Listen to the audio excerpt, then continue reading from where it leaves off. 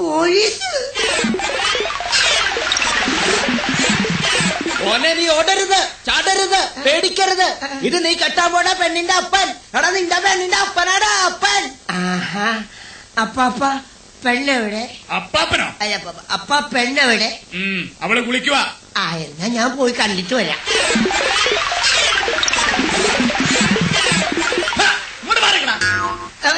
തൊണ്ടി സാധനം ഞാൻ നിന്നെ ഏൽപ്പിക്കാൻ പോവാ. ഇനി മുതൽ നീയാണ് അത് സൂക്ഷിക്കേണ്ടത്. മനസ്സിലാവണ? എടേ മോളെ ലോകപ്പിൽ ഇറക്കി വിടേ.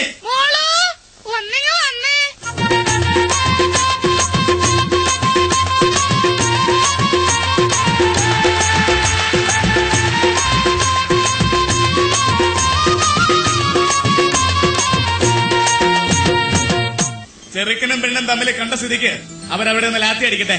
നമുക്ക് അപ്പുറത്ത് പോയി ലാത്തി ചാർജ് നടത്താം. ഇത് നമ്മെ തല്ലിക്കൊല്ലാൻ പോവുകയാണോ? എടോ വിവരമില്ലാത്ത രാജാവേ. എന്തോ?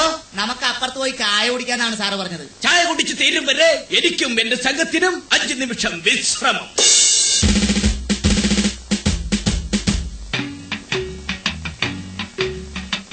കളരി വിളക്ക് തെളിഞ്ഞതാണോ, ഉന്നമരം പൂത്തുലഞ്ഞതാണോ,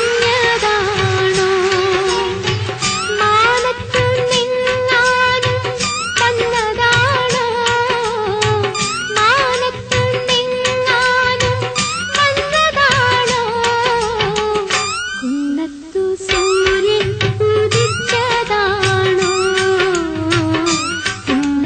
സൂര്യൻ ഉദിച്ചതാണോ. ചേട്ടാ. തട്ടനോ? അല്ല ചേട്ടാ. എന്താ? ദേ ചായ. ഇങ്ങ തന്നെ. എന്ത് പറ്റി? പൊള്ളിപ്പോയി. ചേട്ടൻ എന്നോട് എന്തെങ്കിലും ചോദിക്കാനുണ്ടോ? പിന്നെ പെണ്ണെ, ഞാൻ ചായ കുടിക്കുമ്പോ നിങ്ങളുടെ പട്ടി എന്തിനാ എന്നെ തുറച്ചു നോക്കുന്നേ? അത് പിന്നെ അവന്റെ പാത്രത്തിൽ ചായ കുടിച്ചാ അവൻ ചേട്ടനെ നോക്കാതിരിക്കോ?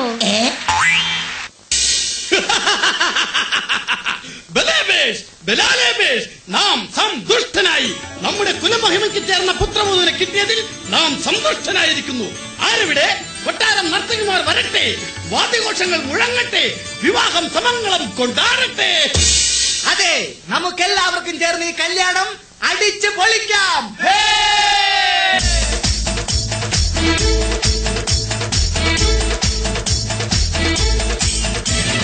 ഗോവിന്ദ ഗോവിന്ദ ആനന്ദ ഗോവിന്ദ ഗോവിന്ദ ഗോവിന്ദ